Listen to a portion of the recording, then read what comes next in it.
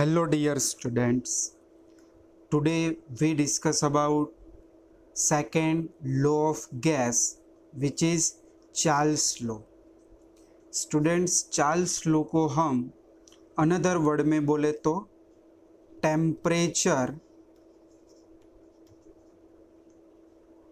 Volume relation. Charles law temperature और volume का relation है. क्लियर? मैंने आपको पहले भी समझाया था कि गैस की 3 quantity pressure, temperature and volume. अगर टेम्परेचर एंड वॉल्यूम का रिलेशन होगा तब जो थर्ड क्वांटिटी होगी वो प्रेशर होगी और प्रेशर कैसा होगा? Constant.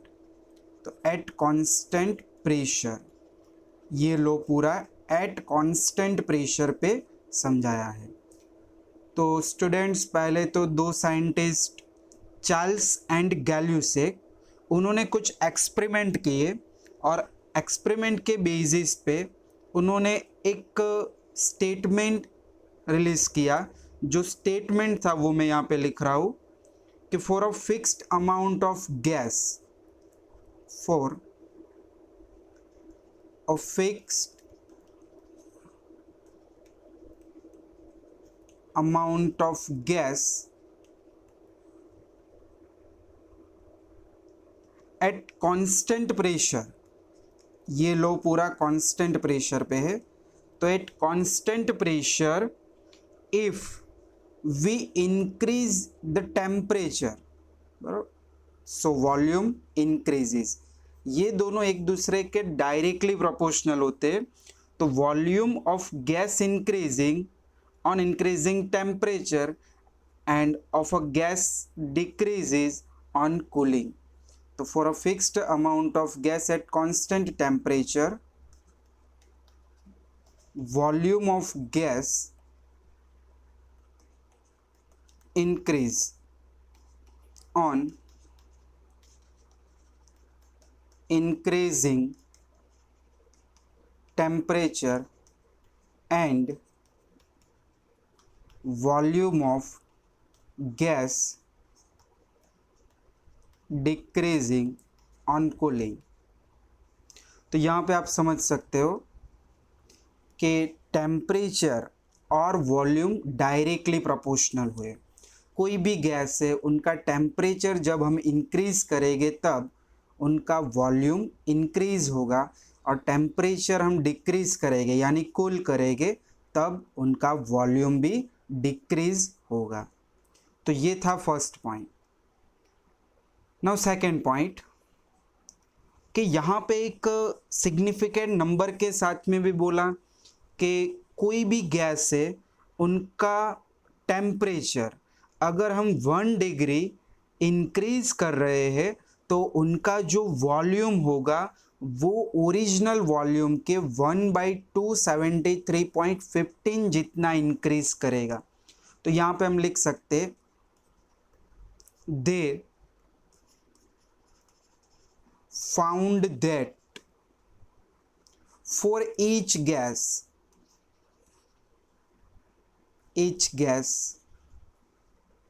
1 degree rise in temperature, volume of gas increase by 1/273.15 of the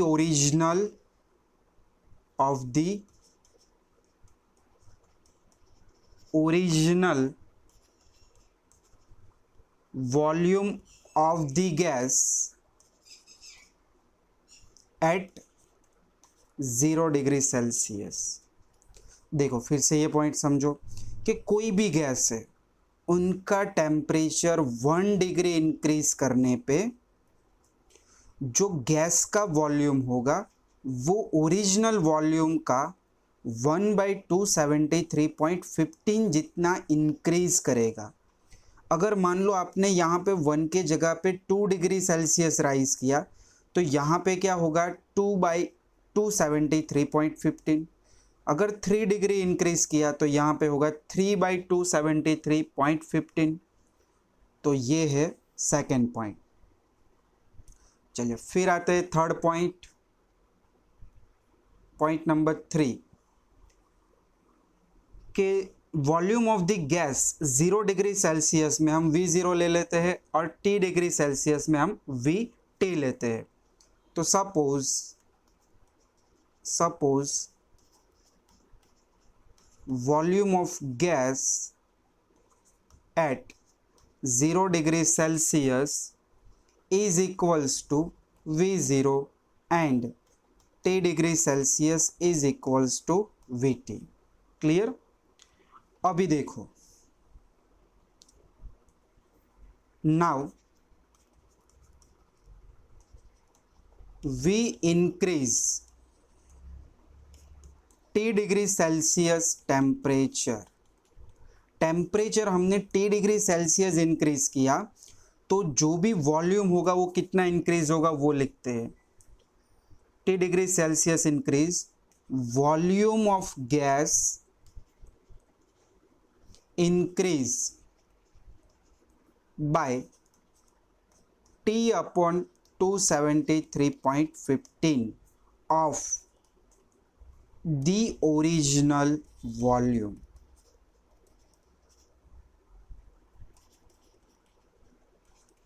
original volume of gas at 0 degree Celsius. बराबर, देखो यहाँ पे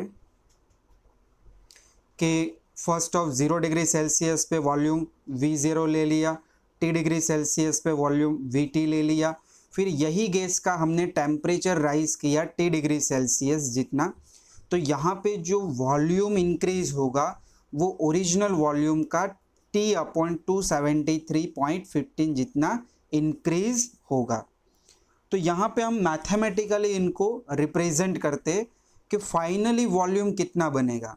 तो ऐसे हम लिख सकते हैं VT इक्वल्स टू, देखो ओरिजिनल वॉल्यूम, इनिशियल वॉल्यूम तो था ही V0 plus T degree Celsius temperature increase करने पे इतना वॉल्यूम इंक्रीज होगा ओरिजिनल गैस के वॉल्यूम का। तो ओरिजिनल गैस का वॉल्यूम V0 फिर इतना पोर्शन यानी T अपॉन 273.15। फिर देखो यहाँ पे इसको सॉल्व करना है तो VT इक्वल्स टू, ये दोनों में से कॉमन क्या निकल रहा है V0, तो मैंने V0 को कॉमन निकाला तो 1 प्लस T बाई 273.15।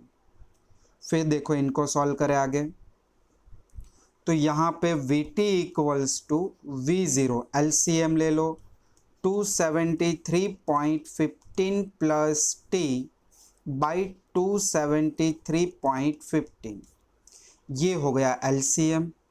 अभी यहाँ पे ये स्टेज पे हमें टेम्परेचर का एक न्यू स्केल इंट्रोड्यूस करवाना होगा। तो यहाँ पे हम लिखेंगे we define a new scale of temperature। हम यहाँ पे टेम्परेचर का न्यू स्केल डिफाइन करेंगे। देखो जिनमें T degree Celsius on new scale is given by T और स्मॉल t। तो T यानी 273.15 प्लस T जितना इंक्रीज किया तो प्लस यहाँ पे लिखेंगे T, और 0 degree Celsius on new scale is given by T0 equals to 273.15।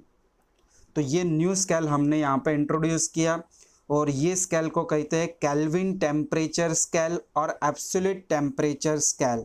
यहाँ पे हम केल्विन, ये जो वैल्यू है वो केल्विन है, तो यहाँ पे ये स्केल को क्या कहते हैं, केल्विन टेम्परेचर स्केल। तो अभी आप देखो ऊपर वाले इक्वेशन नंबर 1 में यहाँ पे है 273.15, ये वैल्यू की जगह पे हम क्या लिख सकते हैं, T0, और ऊपर आपको दिया है 273.15 प्लस T, इनकी जगह पे हम क्या लिख सकते हैं, T और स्मॉल t। चलो दोनों वैल्यू को सब्स्टिट्यूट करें तो इक्वेशन यहाँ पे कुछ ऐसा बनेगा, Vt इक्वल्स टू V0, देखो ये वैल्यू की जगह पे हमने क्या लिखा, T अपॉन 273.15 की जगह पे क्या लिखा, T0।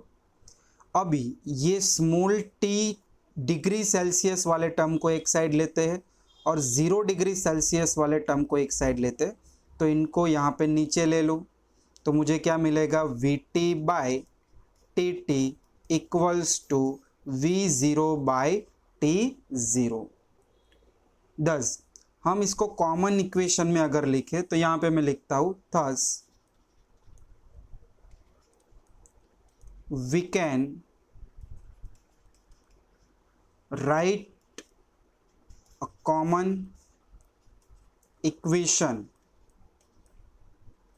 एज, तो कॉमन इक्वेशन में अगर मैं ले लूँ इनिशियल कंडीशन और फाइनल कंडीशन, तो मैं क्या लिख सकता हूँ, t उसकी जगह पे मैं 2 ले लूँ और यहाँ पे 0 है तो 1 ले लूँ, तो ऐसे भी लिख सकते हैं V2 upon T2 equals to V1 upon T1, और इनको हम कॉमनली ऐसे लिख सकते हैं, देखो यहाँ पे साइड में लिख रहा हूँ नीचे, V by T equals to constant, बराबर। और यहाँ पे अगर मैं लिखूँ आगे तो ऐसे V इक्वल्स टू, ये कांस्टेंट यानी K और T,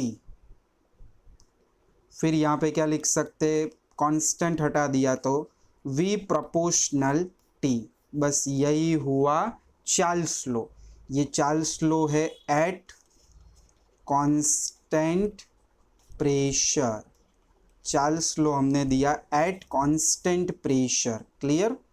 और यहाँ पे अभी हम इसका स्टेटमेंट लिखेंगे पूरा, 1 मार्क्स के लिए स्टेटमेंट आता है।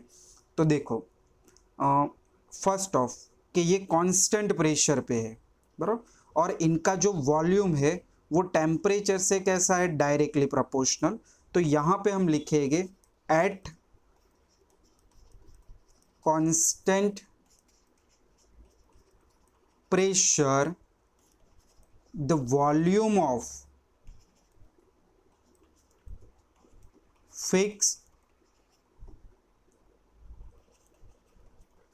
amount of gas is directly, देखो वॉल्यूम टेम्परेचर से डायरेक्टली प्रोपोर्शनल है तो लिखे इज डायरेक्टली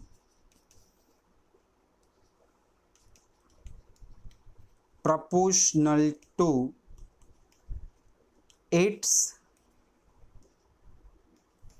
absolute temperature। ये हुआ इनका पूरा लो स्टेटमेंट, क्लियर। चलो अभी हम यहाँ पे इनका ग्राफ प्लॉट करेंगे, तो देखो ग्राफ में हम वॉल्यूम अगेंस्ट टेम्परेचर, तो यहाँ पे लिखे when we plot graph volume against temperature, तो देखो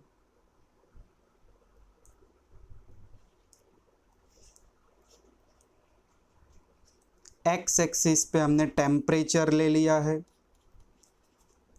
और टेम्परेचर डिग्री सेल्सियस में लिया हुआ है, और वाई एक्सिस पे हम वॉल्यूम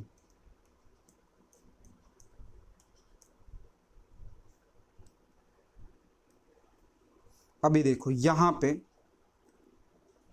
ये -300, फिर -200, फिर 0, फिर 200, ऐसे हमने यहाँ पे स्केल दिए। तो -300 और -200 के बीच यहाँ पे एक टेम्परेचर होगा -273.15। तो जब वॉल्यूम अगेंस्ट टेम्परेचर के ग्राफ प्लॉट करते हैं तब कांस्टेंट प्रेशर पे सारे ग्राफ ये 273.15 जो माइनस में टेम्परेचर है उनमें से ही पास हो गए, ये सारे ग्राफ ऐसे हम बनाए। यहाँ पे P1 pressure, P2 pressure, P3 pressure, P4 pressure, ये सभी ग्राफ जो सभी लाइन से स्ट्रेट लाइन P1 प्रेशर पे है, सेकेंड P2 प्रेशर पे है, P3 प्रेशर पे है, ये सभी का प्रेशर अपने अपने लाइन में कांस्टेंट प्रेशर है। तो इसीलिए ये ग्राफ को हम आइसोबार भी कहते हैं। कांस्टेंट प्रेशर पे जो ग्राफ प्लॉट हुआ उन्हें क्या कहेंगे, आइसोबार। अभी मुझे ये प्रेशर का रिलेशन दिखाना है। तो देखो प्रेशर के रिलेशन के लिए आप यहाँ पे फर्स्ट लॉ याद कर लो, बॉयल्स लॉ। तो देखो बॉयल्स लॉ क्या था, P प्रोपोर्शनल 1/V। तो प्रेशर और वॉल्यूम एक दूसरे के कैसे है, इनवर्सली प्रोपोर्शनल। तो यहाँ पे हम देख सकते हैं कि कोई भी एक टेम्परेचर ले लो आप, मान लो हमने -200 डिग्री सेल्सियस लिया, और ये P1 के लिए, ये P2 के लिए, ये P3 के लिए, ये P4 के लिए, जो भी लाइन्स है वो आप y एक्सिस पे बना दो ऐसे।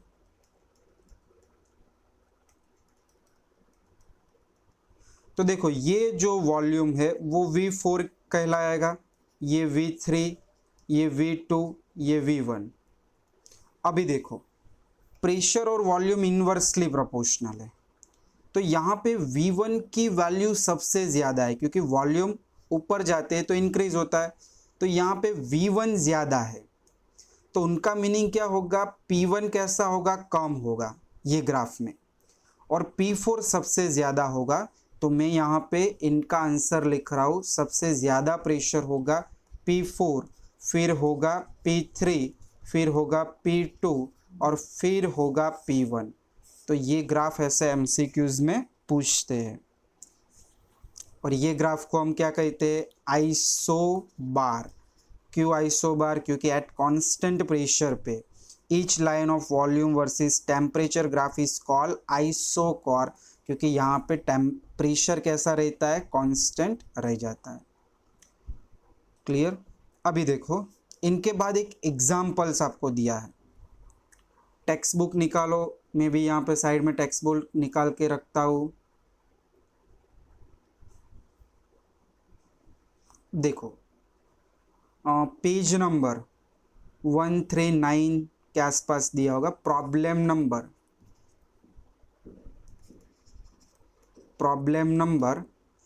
5.2।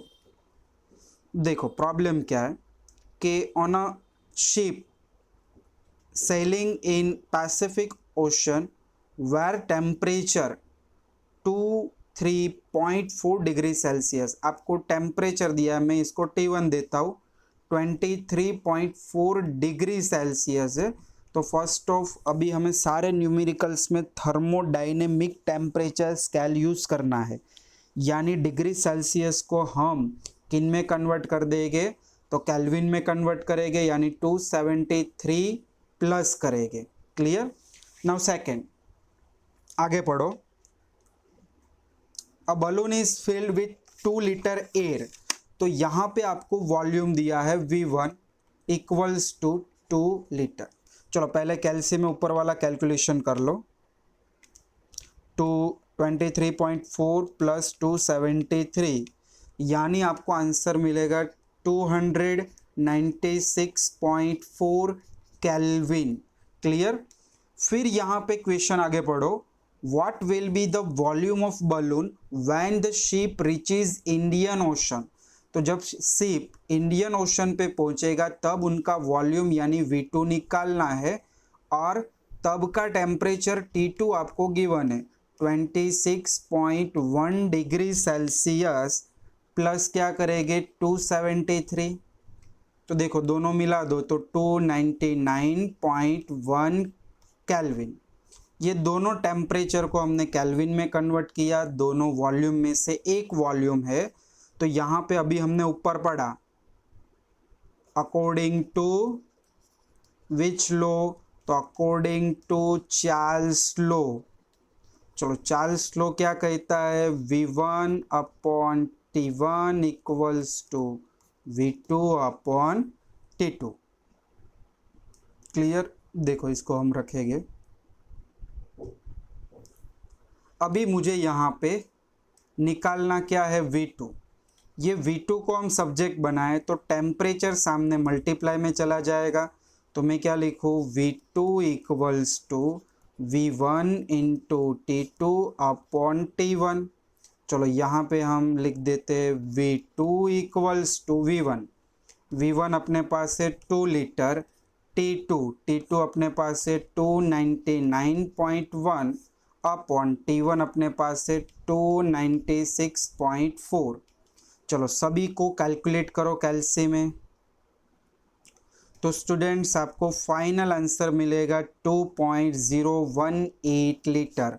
तो जब शिप इंडियन ओशन में चला जाएगा तब वहाँ पे उनका वॉल्यूम कितना हो जाएगा 2.018 लीटर। चलिए नेक्स्ट हम कुछ एग्जाम्पल एक्सरसाइज के देखेंगे। देखो लास्ट पीरियड में मैंने बॉयल्स लॉ पढ़ाया था, तो बॉयल्स लॉ के 2 एग्जाम्पल पहले मैं आपको समझा दे रहा हूँ। यहाँ पे एक्सरसाइज नंबर 5.1 देखो, what will be the minimum pressure required to compress 500 decimetre cube of air. तो आपको एक V1 दिया है 500 decimetre cube at 1 bar pressure, P1 दिया है आपको 1 बार प्रेशर, और उसको कंप्रेस करके वॉल्यूम कितना कर दिया यहाँ पे 200 डेसीमीटर क्यूब, और आपको कितना मिनिमम प्रेशर अप्लाई करना होगा वो निकालना है।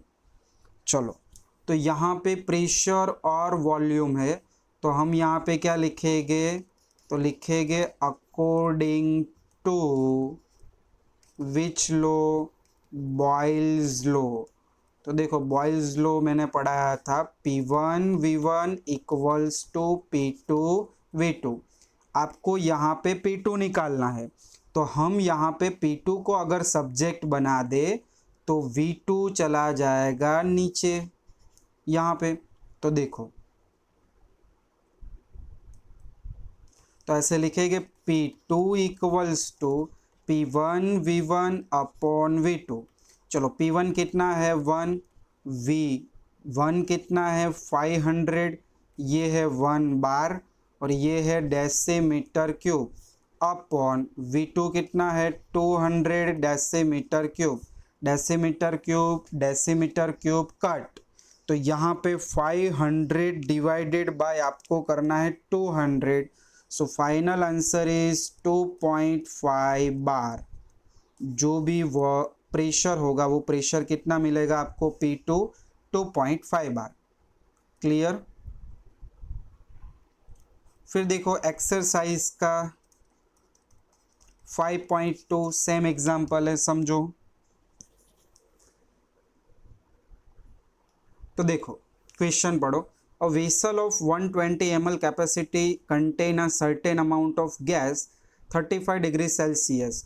तो आपको वेसल का वॉल्यूम दे दिया है, कैपेसिटी कितना है 120 ml, और उनका जो प्रेशर दिया है P1 वो कितना दिया है 1.2 बार प्रेशर।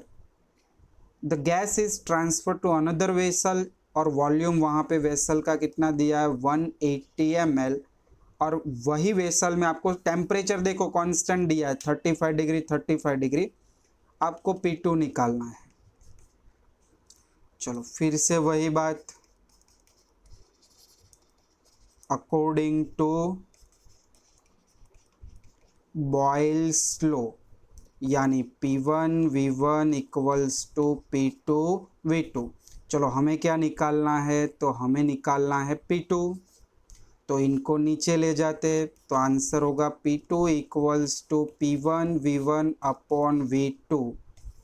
तो यहाँ पे मैं लिखूँ P2 equals to P1 1.2 into 120 upon 180। तो यहाँ पे मुझे आंसर मिलेगा, देखो इसको कैलकुलेट करते 1.2 120 upon 180। So answer will be 0.8 unit रहेगा बार। क्लियर? तो स्टूडेंट्स ये दोनों एग्जाम्पल भी कर लेना बराबर। और जो आज हमने पढ़ा चार्ल्स लॉ, वो चार्ल्स लॉ भी कंप्लीट कर लेना। तो बस आज के लेक्चर में इतना ही है। नेक्स्ट लेक्चर में हम गैल्यूसेक और एवोगैड्रोस लॉ पढ़ेंगे।